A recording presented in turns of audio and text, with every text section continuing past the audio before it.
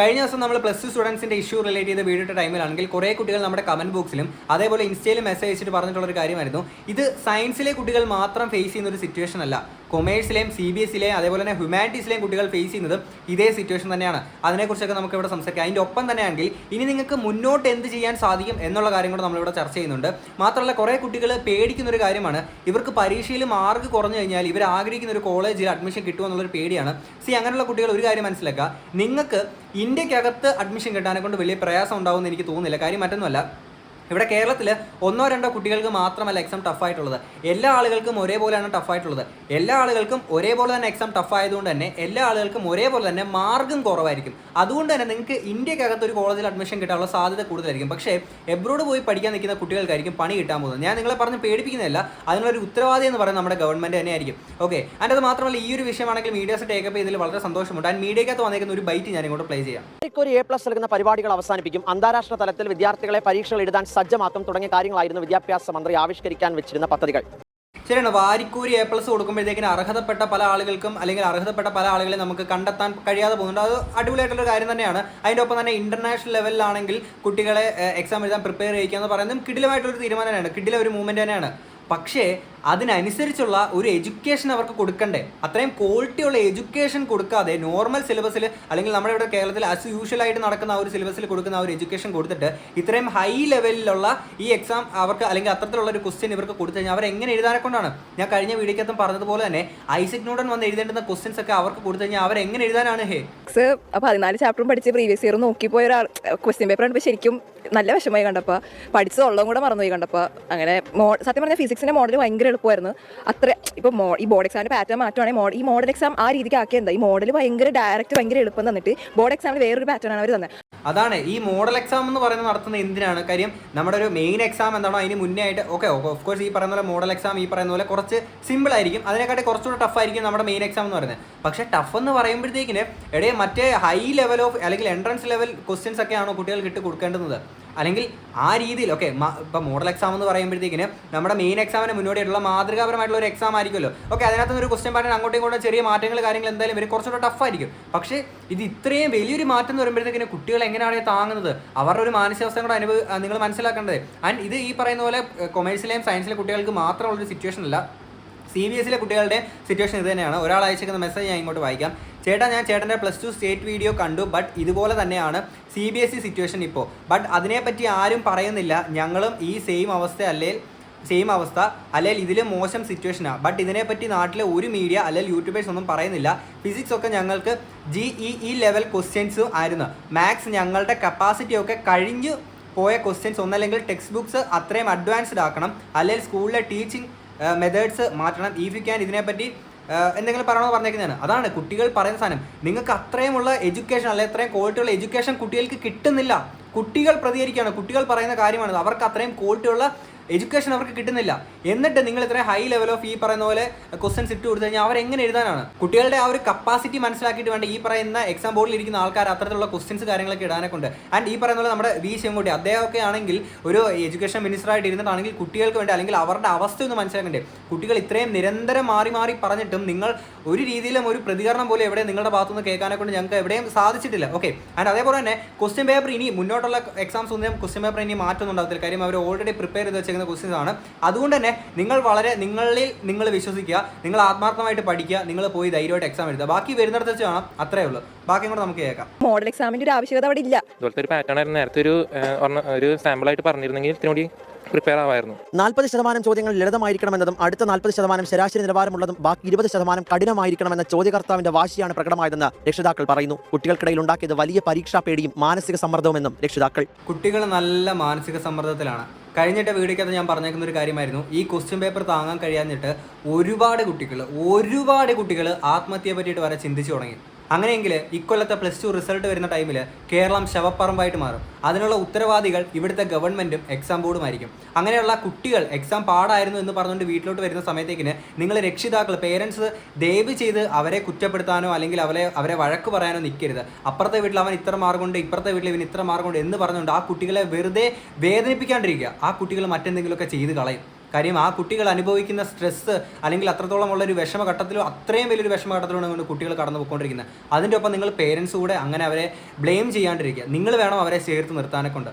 Okay, ഇനി കൊമേഴ്സിലെ കുട്ടികൾക്ക് എന്താണ് സംഭവിക്കുക എന്നുള്ളൊരു കുട്ടി എനിക്ക് അയച്ചേക്കുന്ന ഒരു വോയിസ് മെസ്സേജ് ഉണ്ട്, അത് ഞാൻ ഇങ്ങോട്ട് വെക്കാം. ചേട്ടാ, സയൻസുകാരെ സപ്പോർട്ട് ചെയ്താണ് കൂടുതലും റിയാക്ഷൻ വീഡിയോസ് ഉള്ളത്. ഞങ്ങളുടെ കൊമേഴ്സുകാരുടെ സിറ്റുവേഷനും ഏകദേശം സെയിം ആണ്. ഇപ്പോൾ ഇത്രയും റിയാക്ഷൻ വീഡിയോസും ഇതൊക്കെ വന്നേക്കണമുണ്ട് സയൻസുകാർക്ക് എന്തെങ്കിലും ലിബറായിട്ട് ഏതെങ്കിലും ഇതിൽ മാർക്ക് കിട്ടിയാൽ അവർ രക്ഷപ്പെടും. പക്ഷേ ഞങ്ങളുടെ കൊമേഴ്സുകാരുടെ സിറ്റുവേഷൻ ഞങ്ങൾ അവിടെ ഇരിക്കത്തേ ഉള്ളൂ. അപ്പോൾ അതുകൊണ്ട് കൊമേഴ്സുകാർക്കും വേണ്ടിയിട്ടൊരു റിയാക്ഷൻ വീഡിയോ ചെയ്യണമെന്ന് കൈൻഡ്ലി റിക്വസ്റ്റ് ചെയ്യണമാണ്. ഞങ്ങൾക്ക് കഴിഞ്ഞത് കമ്പ്യൂട്ടർ ആപ്ലിക്കേഷനും ബിസിനസ് സ്റ്റഡീസും ആയിരുന്നു. കമ്പ്യൂട്ടർ ആപ്ലിക്കേഷനിൽ ഇപ്പോൾ നമ്മളിപ്പോൾ ഒരു സാധനം പഠിക്കണമെങ്കിൽ സ്റ്റഡി ലീവ് ടൈമിൽ പഠിക്കുന്നുണ്ടെങ്കിൽ ഇപ്പോൾ കൂടുതൽ പിള്ളേരും യൂട്യൂബ് ചാനൽ റെഫർ ചെയ്താണ് പഠിക്കണം. കുറേ അധികം യൂട്യൂബ് ചാനൽസ് ഉണ്ട് പഠിപ്പിക്കണത്. അപ്പോൾ അതിൻ്റെ റെഫർ ചെയ്ത് അവരുടെ 5 മണിക്കൂർ ലൈവ് ഉണ്ട്, പിന്നെ മാരത്തോൺ ലൈവ് ഉണ്ട്, മോർണിംഗ് ബൂസ്റ്റർ ഉണ്ട്. എന്നിട്ട് വെയിറ്റേജ് കൂടുതലുള്ള ചാപ്റ്ററിൽ നിന്ന് കമ്പ്യൂട്ടർ ആപ്ലിക്കേഷനിൽ ഒന്നും വന്നില്ല. വെയിറ്റേജ് കുറവുള്ള ചാപ്റ്റേഴ്സിൽ നിന്നാണ് ക്വസ്റ്റ്യൻസും കാര്യങ്ങളൊക്കെ വന്നിട്ടുണ്ടായിരുന്നു. ബിസിനസ് സ്റ്റഡീസ് എന്ന് പറഞ്ഞു കഴിഞ്ഞാൽ കഴിഞ്ഞ വർഷങ്ങളിൽ ചോദിച്ചതൊന്നും അല്ല ചോദിച്ചിട്ടുള്ളത്. വളരെ നല്ല രീതിക്ക് പാറ്റേൺ മാറ്റി നമുക്ക് ഒന്നും മനസ്സിലാവാത്ത രീതിക്കാണ് ക്വസ്റ്റ്യൻ പേപ്പേഴ്സ് ചോദിച്ചിട്ടുണ്ടായിരുന്നത്. ഭയങ്കര നല്ല രീതിക്ക് ബുദ്ധിമുട്ടായിരുന്നു, നല്ല ടഫായിരുന്നു. എഴുതാനും ആൻസേഴ്സ് തലയിൽ കിട്ടാനും നല്ല പാടായിരുന്നു. ചിലതിനൊന്നും ആൻസർ ചെയ്തിട്ടില്ല, ചിലതിന് എന്തൊക്കെയോ ഭാഷയിൽ ഓൺ വേർഡ്സിലാണ് ആൻസർ ചെയ്തത്. പഠിച്ചു പോയിട്ടും അവിടെ പോയി ഇരുന്നിട്ട് ഒരു സാധനവും ഓർമ്മ വരുന്നുണ്ടായിരുന്നില്ല. ഭയങ്കര ടഫായിരുന്നു. ക്വസ്റ്റ്യൻ പേപ്പർ പാറ്റേണെ മാറ്റിയിട്ടുണ്ട്. ഈ പബ്ലിക് എക്സാം എന്ന് പറയുന്നത്, മോഡൽ എക്സാം എന്ന് പറയുന്നത് പബ്ലിക് എക്സാം എങ്ങനെ വന്നെന്നുള്ള പാറ്റേൺ അതല്ലേ മോഡൽ എക്സാമിൽ തരേണ്ടത്. മോഡൽ എക്സാം ഞങ്ങൾ നല്ല രീതിക്ക് കോൺഫിഡൻ്റ് ആയിട്ടാണ് എഴുതിയത്. പക്ഷേ പബ്ലിക് എക്സാം പഠിക്കാണ്ട് പോയെങ്കിൽ അത് പറയാം, നമ്മൾ പഠിച്ചിട്ട് നല്ലപോലെ കഷ്ടപ്പെട്ടിട്ടാണ് പോയത്. മോഡൽ എക്സാം നല്ല രീതിക്ക് ഈസിയായിരുന്നു, ഞങ്ങൾ കോൺഫിഡൻസോടെയാണ് എഴുതിയത്. പക്ഷേ പബ്ലിക് എക്സാമിൻ്റെ ഇത് വന്നപ്പോൾ ഭയങ്കരമായിട്ട് ഞങ്ങളുടെ ആ സമയത്ത് ഉണ്ടായിരുന്ന കോൺഫിഡൻസ് എല്ലാം പോയി. പിന്നെ എന്തിനാണ് മോഡൽ എക്സാം നടത്തിയത്? മോഡൽ എക്സാമിന് ഇങ്ങനത്തെ ഈ ചോദിച്ച മാതിരി പാറ്റേൺ ഒന്നും അല്ല, ഭയങ്കര സിമ്പിളായിട്ട് ഡയറക്റ്റ് ക്വസ്റ്റ്യൻസ് അങ്ങനെ വരാമോ അതുപോലെയൊക്കെ തന്നെയാണ് വന്നത്. പക്ഷേ പബ്ലിക് എക്സാം ഭയങ്കര ടഫായിരുന്നു കേട്ടോ. അതാണ് എനിക്ക് പറയാനുള്ളത്. ഇത് കഷ്ടപ്പെട്ട് പഠിച്ചിട്ട് പോകുന്ന കുട്ടികൾക്ക് അനുഭവിക്കേണ്ടി വരുന്ന കാര്യമാണ്. കഴിഞ്ഞൊരു കമൻറ്റ് നമ്മുടെ ഇട്ട വീഡിയോക്ക് അതിൽ കമൻറ്റ് ബോക്സിൽ കുറേ കണ്ട ഒരു സംഭവമാണ്. അതായത് ബിറ്റ് വെച്ചിട്ട് എക്സാം ഹാളിൽ കയറിയുന്ന ആൾക്കാരുണ്ട്, ആ ബിറ്റ് പോലും പേടിച്ച് വിറച്ചു പോയെന്ന് ഈ ക്വസ്റ്റ്യൻ കണ്ടിട്ട്. കാര്യം ബിറ്റിന് പോലും ക്വസ്റ്റ്യൻ കണ്ടിട്ടാണെങ്കിൽ എന്താ എവിടെ എങ്ങനെയെന്നൊന്നും മനസ്സിലാവാത്തൊരു സിറ്റുവേഷൻ ആണെന്നുള്ളതാണ്. ആൻഡ് ഇവരുടെ ആണെങ്കിൽ ഈ ഒരു CA എക്സാമിനെ കുറിച്ചാണെങ്കിൽ ഒരു ടീച്ചർ പറഞ്ഞേക്കുന്ന ഒരു യൂട്യൂബിൽ വന്നേക്കുന്ന ഒരു വീഡിയോ ഉണ്ട്, അതുകൊണ്ട് ഞാൻ ഇങ്ങോട്ട് പ്ലേ ചെയ്യാം. എന്തായാലും നമ്മൾ നോക്കുമ്പോൾ ഓവറോൾ വളരെ ടഫായിട്ടുള്ളൊരു ക്വസ്റ്റ്യൻ പേപ്പർ ആയിരുന്നു. നോർമലി സിയുടെ ക്വസ്റ്റ്യൻ പേപ്പർ വളരെ എളുപ്പത്തിലാണ് വരാറുള്ളത്. ഇത്തവണ എന്താ പറ്റിയതെന്ന് അറിയില്ല. നമുക്ക് വാല്യുവേഷൻ ലിബറലായിരിക്കും എന്ന് പ്രതീക്ഷിക്കാം. അല്ല, ലിബറൽ ആക്കുകയാണെങ്കിൽ ഇത് ഡബിൾ വാല്യുവേഷൻ അല്ലേ? അപ്പം അതിൽ കുട്ടികൾക്ക് പല ആളുകൾക്കും അതിലും ഒരു പരിഭവം കാര്യങ്ങളൊക്കെ ഉണ്ട്. അപ്പം കുട്ടികൾ നിങ്ങൾ വേണം പറയാനൊക്കെ ഉണ്ട്. നിങ്ങൾക്ക് ഒരു റീടെസ്റ്റ് ആണോ വേണ്ടത്, അല്ലെങ്കിൽ ഇതുപോലെ ലിബറൽ ആക്കിയാൽ മതിയോ എന്നുള്ള കാര്യങ്ങൾ നിങ്ങൾ വേണം പറയാനൊക്കെ ഉണ്ട്. കാര്യം ഈ ഒരു കേസിലാണെങ്കിൽ കുട്ടികളും ഗവൺമെൻറ്റോടെ, അല്ലെങ്കിൽ ഗവൺമെൻറ് ആണെങ്കിൽ നമ്മുടെ കുട്ടികളുടെയും കൂടെ കാര്യങ്ങൾ പരിഗണിച്ച് വേണം ഇതിലൊരു തീരുമാനം എടുക്കാനൊക്കെ ഉണ്ട്. കാര്യം നിങ്ങൾക്കിപ്പോൾ നിങ്ങൾ സ്വയമേ എടുത്തേക്കുന്ന ഒരു തീരുമാനത്തിലാണ് കുട്ടികൾ ഇന്ന് പെട്ടുപോയിട്ടുള്ളത്. തീർച്ചയായിട്ടും ആ ഒരു കുട്ടികളുടെ ആവശ്യം എന്താണോ അതും കൂടെ നിങ്ങൾ പരിഗണിക്കേണ്ടതാണ്. അവരൊരു റീടെസ്റ്റ് ആണ് ആവശ്യപ്പെടുന്നതെങ്കിൽ തീർച്ചയായിട്ടും അത് വേണം നിങ്ങൾ ചെയ്തു കൊടുക്കാൻ. അതല്ല ലിബറൽ ആയിട്ടുള്ളൊരു കാര്യമാണെങ്കിൽ ലിബറലാക്കുകയാണ് വേണ്ടതെങ്കിൽ അത് വേണം നിങ്ങൾ ചെയ്തു കൊടുക്കാനൊക്കെ ഉണ്ട്. ഇനി ഇത് കഴിഞ്ഞിട്ട് നിങ്ങൾക്ക് എന്താണ് ഇനി മുന്നോട്ട് ചെയ്യാൻ സാധിക്കുക, അല്ലെങ്കിൽ ഈ ഒരു എക്സാമിൻ്റെ ഈ ഒരു സിറ്റുവേഷനെ എങ്ങനെ മറികടക്കാൻ പറ്റും എന്നുള്ള സംഭവമാണെങ്കിൽ ഒരു വക്കീലിൻ്റെ അടുത്ത് സംസാരിക്കുന്നതാണ്. ആ ഒരു വക്കീൽ പറയുന്ന കാര്യങ്ങളാണ് ഇങ്ങോട്ട് ഞാൻ പ്ലേ ചെയ്യാം. ഈ ഒരു സിലബസും ഒരു പ്രിസ്ക്രൈബ് സിലബസ് ഉണ്ട്. ICSE സിലബസ്, CBSE സ്റ്റേറ്റിന്റെ ആ പറഞ്ഞിരിക്കുന്ന പോർഷനിൽ നിന്നാണ് ഈ പറയുന്ന ക്വസ്റ്റ്യൻസ് വന്നിട്ടുണ്ടെങ്കിൽ ഒന്നും ചെയ്യാൻ പറ്റില്ല. ഒരിക്കലും മോഡൽ എക്സാം ഈസി ആയിരുന്നു അതുകൊണ്ട് ബോർഡ് എക്സാം ഈസി ആയിരിക്കണം എന്ന ക്ലെയിം വെക്കാൻ പറ്റില്ല. ഇതാണ് നമ്മൾ നേരത്തെ പറഞ്ഞ പോലെ തന്നെ മോഡൽ എക്സാം ഈസി ആണെന്ന് പറഞ്ഞുകൊണ്ട് മെയിൻ എക്സാം അത്രയും ഈസി ആവില്ല, കുറച്ച് ടഫ് ആയിരിക്കും. പക്ഷേ അത് ഈ പറയുന്ന പോലെ എൻട്രൻസ് ലെവലിലുള്ള ക്വസ്റ്റ്യൻസ് ആയി മാറുമ്പോൾ അത് കുറച്ച് അധികമായില്ലേ, കുറച്ച് അതിര് കടന്നു പോയില്ല. കാര്യം ഇന്റർനാഷണൽ ലെവലിൽ കുട്ടികളെ എക്സാം എഴുതാൻ ഒക്കെ പ്രിപ്പയർ ആക്കുന്ന വളരെ നല്ല കാര്യം തന്നെ. പക്ഷേ കുട്ടികൾക്ക് അതേപോലെയുള്ള ഇത് നമ്മുടെ ഇവിടുത്തെ ഈ ഒരു എഡ്യൂക്കേഷൻ സിസ്റ്റത്തിനായിട്ടാണ് പറയുക. കാര്യം ഞാൻ എൻ്റെ സ്ഥിരം വീഡിയോസ് കാണുന്ന ആൾക്കാർക്കറിയാം, ഞാൻ നിരന്തരം ഇവിടുത്തെ എഡ്യൂക്കേഷൻ സിസ്റ്റത്തെ പറ്റിയിട്ട് ഭയങ്കരമായിട്ട് രൂക്ഷമായിട്ട് വിമർശിക്കുന്ന ഒരു വ്യക്തിയാണ്. കാര്യം എത്രയൊക്കെ ഈ പറയുന്ന ഫോൾട്ടാണ് ഓരോ സ്ഥലങ്ങളിലും ഇപ്പോൾ ഈ ഒരു കുട്ടികളുടെ എക്സാം ഇട്ട് കൊടുത്തേക്കുന്ന ഒരു കാര്യത്തിലാണെങ്കിൽ. ഓക്കെ, എന്തായാലും ബാക്കി കൂടെ കേൾക്കാം. ഓക്കെ, പറഞ്ഞിരിക്കുന്ന പ്രിസ്ക്രൈബ് പോർഷൻസിൽ നിന്നാണ് ഈ പറഞ്ഞ ക്വസ്റ്റ്യൻസ് വന്നെങ്കിൽ ചെയ്യാൻ പറ്റില്ല. പിന്നെ എന്തെങ്കിലും ചെയ്യാൻ പറ്റുന്നതെന്ന് വെച്ചാൽ ഒരു റെപ്രസെന്റേഷൻ കൊടുക്കാൻ, അങ്ങനെ ചെയ്യുന്നതാണ് ഏറ്റവും ബെറ്റർ. അതായത് റെപ്രസെന്റേഷൻ കുട്ടികൾ മാത്രമല്ല അവരുടെ ഫാക്കൽറ്റീസിനെ കൊണ്ട് കൊടുക്കണം. അതായത് ഫിസിക്സിന്റെ ടീച്ചർ ആ സ്കൂളിലെ, അതേപോലെ തന്നെ കെമിസ്ട്രിന്റെ ടീച്ചർ ആ സ്കൂളിൽ അങ്ങനെ കൊടുക്കണം. ഇൻഡിവിജ്വൽ ആയിട്ട് കൊടുക്കുന്നതിനേക്കാൾ ബെറ്റർ ഒരു ക്ലാസ്സിൽ ഇപ്പം 50 സ്റ്റുഡൻസ് ഉണ്ടെങ്കിൽ 50 സ്റ്റുഡൻസും കൂടി ഒരു നല്ല റെപ്രസെന്റേഷൻ പ്രിപ്പയർ ചെയ്തിട്ട് ആ റെപ്രസെന്റേഷൻ വെച്ച് യൂണിവേഴ്സിറ്റിക്ക് തപാൽ വഴിയും അല്ലാതെ മെയിൽ വഴി അയച്ച് നോട്ടിഫൈ ചെയ്യണം. അങ്ങനെ ഒരു കുറച്ചധികം സ്കൂളുകൾ ഇതേ കൺസേണുമായിട്ട് അവർ ഫയൽ ചെയ്യുകയാണെങ്കിൽ ഉറപ്പായിട്ട് യൂണിവേഴ്സിറ്റിക്ക് അതൊന്ന് കൺസിഡർ ചെയ്യേണ്ടി വരും. ആ കൺസിഡറേഷൻ എന്തായാലും ഇവരുടെ എക്സാംസിന് റിഫ്ലക്ട് ചെയ്യും. അതിന് നമുക്ക് തൊട്ട് പിന്നെ നോളജ് കിട്ടുകയും ചെയ്യും. ഇനി അതല്ലെങ്കിൽ പോലും ഈ പറയുന്ന റെലവൻസി അങ്ങനെ പറഞ്ഞ പോർഷൻസിൽ നല്ല വന്നിട്ടുണ്ടെങ്കിൽ ഇതെല്ലാം ഫയൽ ചെയ്തതിനു ശേഷം നമുക്ക് വേറെ ഏതെങ്കിലും ഒരു അപ്പീൽ അതിന് വേണ്ടി മൂവ് ചെയ്യാൻ പറ്റും, അല്ലെങ്കിൽ ഒരു പെറ്റീഷൻ മൂവ് ചെയ്യാൻ പറ്റും. ഗോ ത്രൂ മൂവ് ചെയ്യാൻ പറ്റും. പക്ഷെ അതിനൊരു നല്ലൊരു സൊല്യൂഷൻ ഉണ്ടാവണമെന്നില്ല, ഒരു അറ്റൻഷൻ വരുത്താനേ പറ്റത്തുള്ളൂ. അപ്പൊ ഏറ്റവും ബെസ്റ്റ് സിംപ്ലസ്റ്റ് ആയിട്ടുള്ള റെമഡി ഇതാണ്.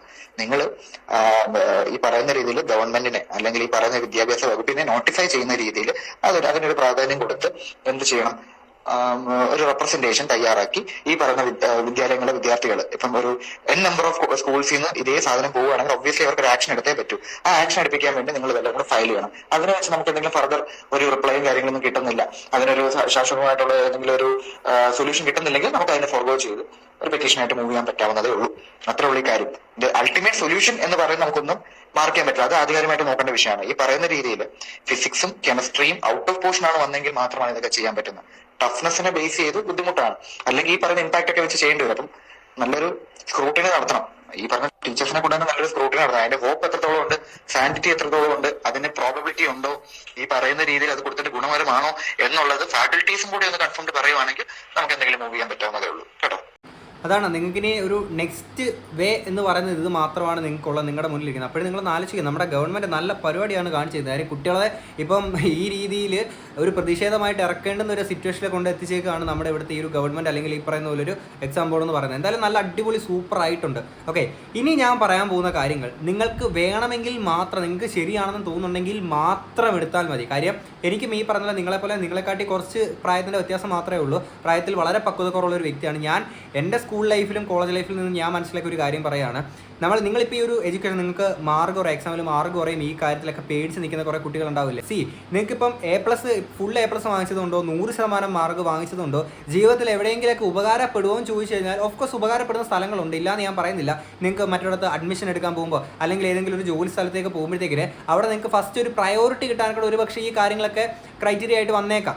പക്ഷേ അവിടെ നിങ്ങൾക്ക് ജോലിയിൽ നിലനിൽപ്പുണ്ടാകും, അല്ലെങ്കിൽ നിങ്ങൾക്ക് ഒരു ഹയർ പൊസിഷനിലോട്ട് കയറി പോകണമെന്നുണ്ടെങ്കിൽ സ്കില്ലുണ്ടെങ്കിൽ മാത്രമേ പറ്റുള്ളൂ. ഇപ്പം മെജോറിറ്റി കമ്പനീസിലും ഒരു സർട്ടിഫിക്കേഷൻ്റെ അപ്പുറത്തേക്ക്, ഓഫ്കോഴ്സ് ഈ പറയുന്ന ഡിഗ്രി സർട്ടിഫിക്കറ്റാണ് ബേസിക്കായിട്ട് ചോദിക്കുന്നത്, അതിൻ്റെ അപ്പുറത്തേക്കാണെങ്കിൽ നിങ്ങൾക്ക് ഈ പറയുന്ന പോലെ സ്കില്ലുണ്ടോ എന്നുള്ള സാധനം മാത്രമാണ് നോക്കുന്നത്. ഓക്കെ, മെജോറിറ്റി കമ്പനീസും ആ സ്കില്ല് എന്തായാലും ഉണ്ടാവണം. പിന്നെ മറ്റൊരുത്തൻ്റെ കീഴിൽ പണിയെടുക്കാൻ പോകാനെ കൊണ്ടാണ് നിങ്ങൾക്ക് ഈ പറയുന്ന ഫുൾ എ പ്ലസും 100% മാർക്കും നിങ്ങൾക്ക് ഡിഗ്രി അങ്ങനെ അത് എല്ലാവിധ സർട്ടിഫിക്കറ്റും നിങ്ങൾക്ക് വേണ്ടുന്നത് ഈ പറയുന്ന പോലെ മറ്റൊരുത്തൻ്റെ കീഴിൽ പണിയെടുക്കാൻ പോകാൻ വേണ്ടിയിട്ടാണ്. പക്ഷേ സ്വന്തമായിട്ട് കുറച്ച് ബുദ്ധി, തലയിൽ കുറച്ച് മൂളയും ഒരിച്ചിരി ചങ്കൂറ്റം ഉണ്ടെങ്കിൽ ഈ പറയുന്ന കമ്പനിയിൽ നമ്മൾ വർക്ക് ചെയ്യാൻ പോകുന്നു എന്ന് പറഞ്ഞ ആ ഒരു കമ്പനിയിലെ ആ കമ്പനീൻ്റെ ഓണർ ആവാനെ കൊണ്ട് നമുക്ക് പറ്റും. ഇങ്ങനെ പറഞ്ഞുകൊണ്ട് നിങ്ങൾ ഇനി നാളെ തൊട്ട് എക്സാമിന് പഠിക്കാനേ പോകണ്ട, നേരെ നമുക്ക് എന്തെങ്കിലും തുടങ്ങിയേക്കാം, അങ്ങനെ പറഞ്ഞ് പോകാനെ കൊണ്ട് ആരും നിൽക്കല്ലേ. കാര്യം എന്ന് വെച്ചാൽ നമുക്ക് ഈ പറയുന്ന ഇപ്പം ഒരു കൊമേഴ്സ് സ്റ്റുഡൻറ്റിൻ്റെ കാര്യം പറയുകയാണെങ്കിൽ ഇനിയിപ്പം ഡിഗ്രി എടുക്കാൻ പോവാണ്, ബികോമോ കാര്യങ്ങളൊക്കെ എടുക്കുമ്പോഴത്തേക്കിന് അവിടുന്ന് നിങ്ങൾക്ക് കിട്ടുന്ന അറിവ് തീർച്ചയായിട്ടും ഒരു ബിസിനസ് സ്റ്റാർട്ട് ചെയ്യാൻ നിൽക്കുന്ന ആൾക്കാർക്കാണെങ്കിൽ തീർച്ചയായിട്ടും അവർക്കത് ഒരുപാട് ഉപകാരപ്പെടും. ഫോർ എക്സാമ്പിൾ നമ്മുടെ നൻപൻ സിനിമയില്ലേ, നൻപൻ സിനിമയ്ക്കകത്ത് വിജയുടെ ഒരു പരിപാടിയില്ലേ, വിജയ് ഭയങ്കര പഠിക്കുന്ന ഒരു പയ്യനാണ്, പക്ഷേ മാർക്കൊക്കെ വരുമ്പോൾ ടോപ്പാണ്, അങ്ങനെയൊക്കെയാണ്. പക്ഷേ അപ്പോഴും എന്താണ്, മറ്റൊരുത്തൻ്റെ കീഴിൽ പണിയെടുക്കാനെ കൊണ്ടല്ല പോയിരിക്കുന്നത്, അവിടെ ശരിക്കും പഠിക്കാനൊക്കെ നിൽക്കുന്ന വേറൊരു ക്യാരക്ടർ ഉണ്ടായിരുന്നല്ലോ, അവൻ എന്താണ് വിജയുടെ സൈൻ കിട്ടാനെ കൊണ്ട് അവിടെ പോയി നിൽക്കുകയാണ്. ഓക്കെ, കാര്യം സ്കില്ല് കൊണ്ട് അയാൾ അവിടെ വളർന്നു. ആ സാധനം വേണം നമ്മൾ വിചാരിക്കാൻ. അതായത് മറ്റൊരുത്തിൻ്റെ കീഴിൽ പണിയെടുക്കാൻ പോകണോ അല്ലെങ്കിൽ മറ്റുള്ളവരെ കൊണ്ട് നമ്മൾ പണിയെടുപ്പിക്കണോ എന്ന് നമ്മൾ തീരുമാനിക്കണം. എന്നിട്ട് അതിനനുസരിച്ച് നിങ്ങൾ ചിന്തിച്ചു തുടങ്ങാം. അങ്ങനെ നിങ്ങൾ ചിന്തിക്കുമ്പോഴത്തേക്കിന് എക്സാമിന് നിങ്ങൾ തോറ്റുപോയി കഴിഞ്ഞാൽ അയ്യോ ഇനിയിപ്പോൾ ആത്മഹത്യ ചെയ്യണോ അങ്ങനെയുള്ള ചിന്തകളുടെ ആവശ്യമില്ല. ഓക്കെ, ഇത് പറയാൻ വേണ്ടിയാണ് ഞാൻ ഈ കുറച്ച് സാധനങ്ങൾ ഞാൻ പറഞ്ഞത്. നിങ്ങൾ ദയവ് ഇത് ഈ പറഞ്ഞ ആത്മഹത്യ എന്ന് പറഞ്ഞ ഒരു ചിന്തയുണ്ടല്ലോ നിങ്ങൾ മാറ്റി വെക്കുക. ഈ ഒരു എക്സാമിൽ തോറ്റു എന്ന് പറഞ്ഞുകൊണ്ടോ അല്ലെങ്കിൽ ഈ ഒരു നിങ്ങൾ ഈ പറയുന്ന ഇത് +2 പാസ്സായില്ലെന്ന് പറഞ്ഞുകൊണ്ടോ ജീവിതത്തിൽ ഒന്നും സംഭവിക്കാൻ പോകുന്നില്ല, നിങ്ങൾ തകരാനേ പോകുന്നില്ല. അതുകൊണ്ട് നിങ്ങൾ ആത്മഹത്യ എന്ന് പറയുന്ന സ്ഥാനത്ത് നിങ്ങൾ ദയവ് ചെയ്ത് ഒരു സൈഡാക്കി വെക്കുക. നിങ്ങൾ കട്ടക്കിരുന്ന് പഠിക്കുക. എന്തായാലും ഈ ഒരു ഗവൺമെൻറ് എന്തെങ്കിലും നടപടി എടുക്കുന്നുള്ളത് നമുക്ക് വിശ്വസിക്കാം. എന്തായാലും നിങ്ങൾ കട്ടക്കിരുന്ന് പഠിക്കുക, നിങ്ങളുടെ 100% നിങ്ങൾ കൊടുക്കുക, പഠിക്കുക, എക്സാം എഴുതുക, ബാക്കി നമുക്ക് വരുന്നിടത്ത് ചെയ്യണം. അത്രയേ ഉള്ളൂ.